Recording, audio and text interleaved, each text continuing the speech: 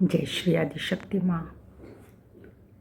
उन सभी को मेरा प्रणाम जो लोग ये वीडियो देख रहे हैं। और आज जो प्रश्न लेकर आई हूँ वो इतना साधारण है, इतना नेचुरल है, फिर भी लोग इसके बारे में बात करना नहीं चाहते हैं।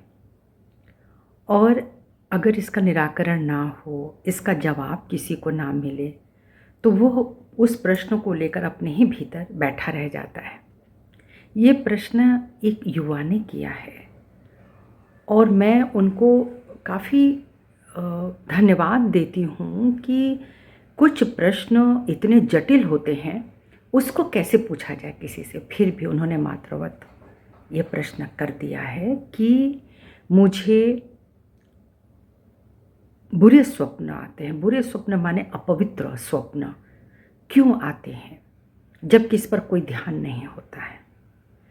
देखिए, हर के जीवन में हम सब मनुष्य हैं और हमारे चक्रास हैं, हमारी इच्छाएं हैं, वह सब कभी न कभी संग्रहित होते हैं हमारे जीवन में। हम उन्हें करते हैं, नहीं करते हैं, लेकिन हम उनके बारे में सोचते हैं। और जितनी भी, मुझे तो लगता है कि जितनी भी जटिलताएं हैं, ज़्यादातर वह मूलाधार चक्र से ही संबंधित है। अगर मूलाधार चक्र इतना ही सुंदर उज्जवल हो जाता ना, तो मुझे लगता है कि सभी स्त्री पुरुष पवित्र हो जाते। और बहुत सारी ऐसी कठिनाइयाँ आती हैं ना जो मूलाधार चक्र से संबंधित होती हैं, परमात्मा के उस पवित्र गुणों से संबंधित होती हैं, वह मनुष्य के हाथ से नहीं छूटता। मनुष्य जानता है कि गलत क्या है, सही क्या है। यह जो पवित्र गुण है उसके भीतर अंतर्जात स्थित है। एक बच्चा भी जानता है कि अगर आप उसे किसी के सामने, नन्हे से बच्चे को, थोड़ा सा भी, जो बच्चा बड़ा हो गया, अगर आप उसको नग्न करने की कोशिश करें तो वो रिएक्ट करता है। वो नहीं चाहता है कि उसकी माँ भी सबके सामने उसको इस तरह से उसके कपड़े बदले, उसको नहलाए। उसके अंदर एक संकोच आ जाता है। वही है, या देवी सर्वभूतेषु लज्जा रूपेण संस्थिता, नमस्तस्यै नमस्तस्यै नमस्तस्यै नमो नमः। अब वह स्त्री है कि पुरुष है, इसका प्रभु को कोई फर्क नहीं पड़ता। वो एक आत्मा है और मनुष्य स्वरूप में है, यानी बुद्धि रूपेण संस्थिता भी उसके पास है। तो वो जानता है कि लज्जा किसे कहते हैं, चरित्र किसे कहते हैं। तो जो लोग इस पर विचार करते हैं ना, वो उस कीचड़ से बाहर निकल जाते हैं। जो आध्यात्मिक व्यक्ति होते हैं, जो अपने जो मातृशक्ति को या प्रभु के सुमिरन में रहते हैं, वो लोग इससे बाहर, इस कीचड़ से बाहर निकल जाते हैं। इसमें कोई शक नहीं है। इसलिए बहुत सारे साधु संत चिंतक जितने भी रहे हैं, ये लोग इससे बाहर निकले हुए लोग हैं। इन्होंने अपने ऊपर कंट्रोल किया है। ये नहीं कह सकते हैं कि हम, अगर मुझे किसी ने कोई संकल्प दे दिया कि मैं पृष्ठ बन जाऊं, मैं नन बन जाऊं, मैं ये बन जाऊं, मैं विवाह ना करूं, मैं ये संकल्प ले लूं। इस संकल्प ले लेने से मैंने भले ही विवाहित रस्म नहीं किया हो, लेकिन मेरे भीतर, यानी जिन लोगों ने वो संकल्प लिए होते हैं, उनके भीतर भी अपवित्र भावनाएं आती हैं। उससे कंट्रोल करने के वो तरीके होते हैं। वो कैसे होते हैं ये तो सबको अपने अपने पता होंगे, लेकिन जब मैं योग की बात कर रही हूँ तो वहाँ पे हमें पता है कि हमारा ध्यान अगर वहाँ पर गया, कुछ सेकंड के लिए भी गया, विचलित हो गया, तो वह कभी ना कभी हमारे ऊपर हावी होगा। क्यों? क्योंकि भूतकाल में चला गया। ज़रूरी नहीं कि जो आपने अभी सोचा या कुछ आपने देखा जो अनर्गल था, आपको लगेगा कि बस हम देख के निकल जाएं। हो सकता है उसका क्षणिक प्रभाव आपके बैक आ गया, पे चला गया, यानी आपके इस, जो आपकी जो बाई नाड़ी है, जो माँ काली की नाड़ी है, जहाँ आपकी थोड़ी सुषुप्त इच्छाएं भी होती रहती, उठती रहती हैं, उसमें काम भावना भी है। तो काम भावना अगर उठती है और वह संतुलित नहीं होती, स्थिर नहीं किया जाता, तो उसको दबाया भी नहीं जा सकता। जब आप दबाएंगे तो वह और तेज़ी से फूटेगा, और जो लोग दबाते हैं वह लोग गलत काम करते हैं। इसीलिए सहज योग गृहस्थ आश्रम को मजबूती से कहता है अपनाने को। क्योंकि आप कितने भी साधु संत बन जाए, गृहस्थ आश्रम सबसे कठिन है। चारों आश्रमों में से गृहस्थ बहुत कठिन है। इसमें चरित्र भी चाहिए, संतुलन चाहिए, प्रेम चाहिए, समर्पण चाहिए, त्याग चाहिए, सब कुछ चाहिए। नहीं तो सब छोड़ छाड़ के इंसान हट जाए और कहे मेरे अंदर ऐसा कुछ नहीं आता। आपके अंदर भी भावनाएं आएंगी। आप जंगल में बैठे होंगे, आप पर्वत पर बैठे हैं, पर आप एक मनुष्य हैं और आपके भीतर ये भावनाएं हैं। तो जिस भी बच्चे ने ये पूछ लिया है, मुझे इसलिए अच्छा लग रहा है कि कितनी सफाई से उसने पूछा, कितनी ईमानदारी से उसने पूछा है। और सबके भीतर होते हैं। मैं बस इतना बता दूं, जो योगी होते हैं वो उसे कंट्रोल करते हैं। उनका चित्त वहाँ स्थिर नहीं होता, क्योंकि उनका चित्त आत्मा पर होता है। जब आत्मा पर होगा तो ये सब आपको विदीर्ण नहीं करते हैं, या आपको परेशान नहीं करते हैं। अगर आपके पास कोई विचार इस तरह का आएगा या आपके पास कोई ऐसा दृश्य आएगा, आप उसको साक्षी भाव से देखेंगे और वो निकल जाएगा, आप उस पर रुकेंगे नहीं। बात आती है स्वप्न की, तो ऐसे स्वप्न भी सबकॉन्शियस माइंड से ही आते हैं। आपके जो कुछ भी पूर्व आपने 3 दिन, 4 दिन, 6 दिन, 7 दिन, 1 महीने में कभी भी अगर उस तरह की चीज़ें देखी हैं, सुनी हैं, तो वो कभी ना कभी आपको ऊपर में स्वप्न के स्वरूप में आते हैं। स्वप्न का रहस्य भले ही सब लोग बता नहीं पाए, ये बहुत बड़ा रहस्य है। ये रहस्य इसलिए है कि अगर हम ये कहते हैं कि हमने वैसा सोचा तो मुझे स्वप्न आया, नहीं, ये भी पूर्णतः सही नहीं है। हम कभी भी ऐसा कुछ नहीं भी सोचते हैं, पर वो हमारे स्वप्न में आ जाते हैं।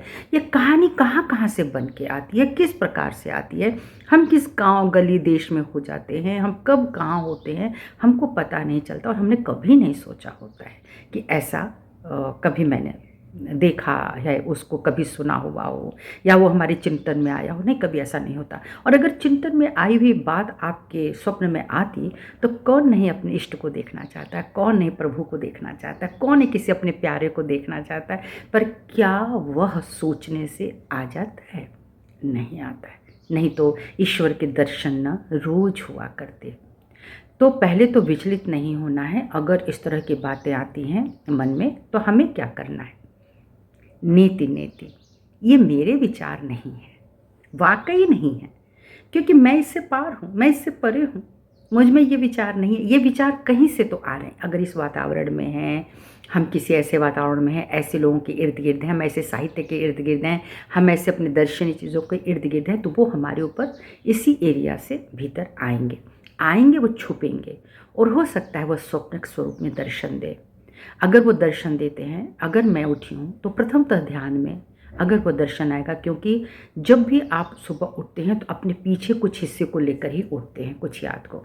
आप देखें, जो आपके साथ पूर्व घटित हुआ है, पिछली रात में घटित हुआ है, वह आएगा आपके चिंतन में। फिर आप उसको जाने देंगे, let it go, let it go, let it go, तुम जाओ। कोई बहुत कोई परेशान कर चुका है, फिर भी वो आपके दिमाग में आ रहा है, तो आप उसको यही कहते हैं, क्षमा, निकलो यहाँ से। माने मेरे मन मस्तिष्क, मेरे हृदय में तुम्हारा कोई स्थान नहीं है, तुम हटो यहाँ से।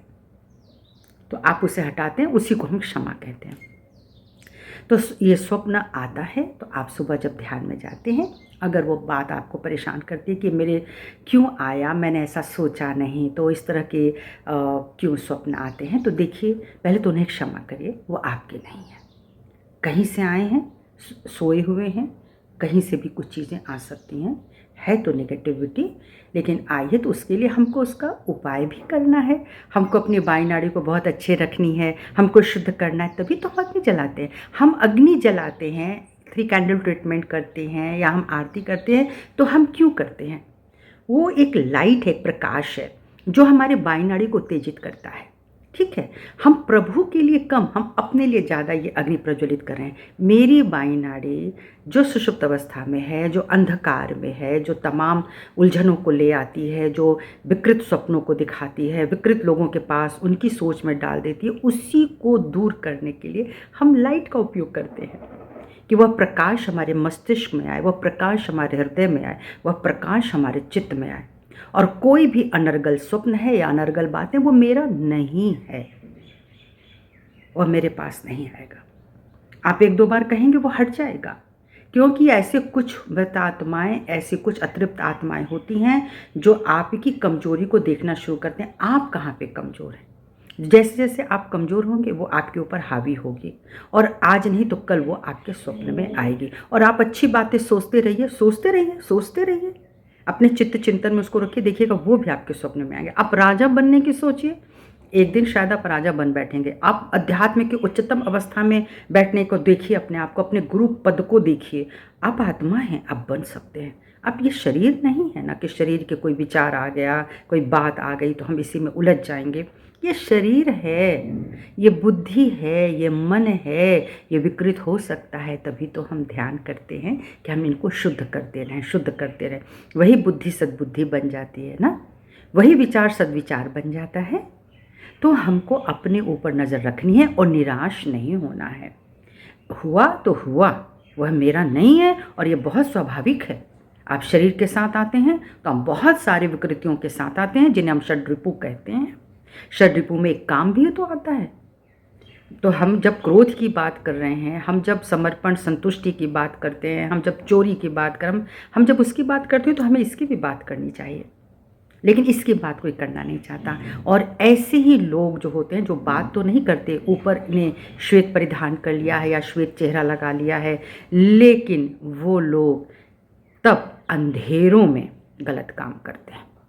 ऐसे बहुत सारे महानुभाव लोग हैं, ऐसी बहुत सारी स्त्रियां हैं जो कपट भी धारण करे हैं, उन पता नहीं चलता है ऊपर से, लेकिन उनका आंतरिक जीवन जो पर्दे के पीछे है वह शुद्ध नहीं है। शुद्ध चेहरे भी बोलते हैं, शुद्ध आँखें भी बोलती हैं। आप जब सामने आ जाएंगे तो कोई आपको देख के बता देगा कि आपके विचार कैसे हैं। अब आप सोचिए ऐसा कैसे हो सकता है, पर ऐसा होता है। अगर आप आध्यात्मिक हैं, आप ध्यान साधना करते हैं, एक व्यक्ति को सामने ले आइए, उसकी आंखें बता देंगी कि इसका विचार कैसा है, इसका व्यवहार कैसा है, किस नाड़ी पर यह बैठा हुआ है, इसकी चेतना कहाँ पर है। ये बहुत आसान बात है किसी के लिए ये बता देना। तो बस मैं इतना ही कहना चाहती हूँ, आप परेशान मत हो। अगर आप अच्छे हैं, आप ध्यान करते हैं, आप सुंदर विचारों को इनवाइट कीजिए। हमेशा सोचिए कि मैं अच्छा बनूं, मैं अच्छा ही दिखूं, जैसा हूँ वैसा दिखूं। और परमात्मा जिस प्रकार मुझे नचाना चाहते हैं, मुझे घुमाना चाहते हैं, मैं घूमूं। मुझे पता चलना चाहिए, मेरा उनसे कनेक्शन बनना चाहिए। तो बाई नाड़ी को शुद्ध करें और बाई नाड़ी के जितने भी जो ट्रीटमेंट्स होते हैं ना, उसको प्रकाशित करने के लिए। और यहाँ तक कि वो जब अगर ये बार बार आपको परेशान करता है तो आप मटका भी कर सकते हैं। तो सहयोग में बहुत सारी विधाएं हैं, आप उन्हें अपनाएं। और जिन लोगों को सहयोग के बारे में नहीं पता है वो कृपा करके ऑनलाइन देख सकते हैं, अपने शहर में इसका पता कर सकते हैं, आप केंद्र पर जा सकते हैं। ये पूरी तरह से निःशुल्क है, क्योंकि इससे श्रीमाते जी को इससे कोई मतलब नहीं कि आप कौन हैं, कहाँ से हैं, कभी आप किसी गुरु के संपर्क में हैं कि नहीं हैं, आपको अभी अध्यात्म चाहिए था नहीं चाहिए था, लेकिन आपको अपने जीवन में शांति तो चाहिए ना, आपको अपने जीवन में प्रेम का समंदर तो चाहिए ना। कौन अकेला रहना चाहता है, कौन परेशान रहना चाहता है। तो अगर हमारे सामने रास्ते हैं और अगर आपको रास्ता मिला, आपको लगता है, तो आपके पास प्रश्न भी नहीं होंगे। और अगर आप यहाँ पे हैं तो आपके प्रश्नों के समाधान भी हैं। तो मुझे पूर्ण विश्वास है कि आपको इसका समाधान मिल गया होगा, आपको इसका जवाब मिल गया होगा। तो आप स्वप्न से बिल्कुल ना घबराएं, अपनी बाई नाड़ी को शुद्ध कर लीजिए, सब सुंदर हो जाएगा। क्योंकि ये बाई नाड़ी हमारे पूरे बैक आज्ञा को जाती है और वही मुझे बार बार कहीं ना कहीं वो याद दिला देती है। और जो गलत है वो गलत है, जो सुंदर है उसे सुंदर है, उसे स्वीकार भी करें। और जब यदि मैं तो कहती हूँ, यदि आपके पास अच्छे विचार हों, अच्छी बातें आती हों, आप अच्छे कर्म कर रहे हैं और आपको पता है, तो अहंकार नहीं, लेकिन बिना अहंकार के साथ अपनी पीठ जरूर थपथपाइए, क्योंकि आप अच्छे हैं, आप विशेष हैं, आप सुंदर हैं। सबको मेरा प्रणाम। जय श्री माता जी।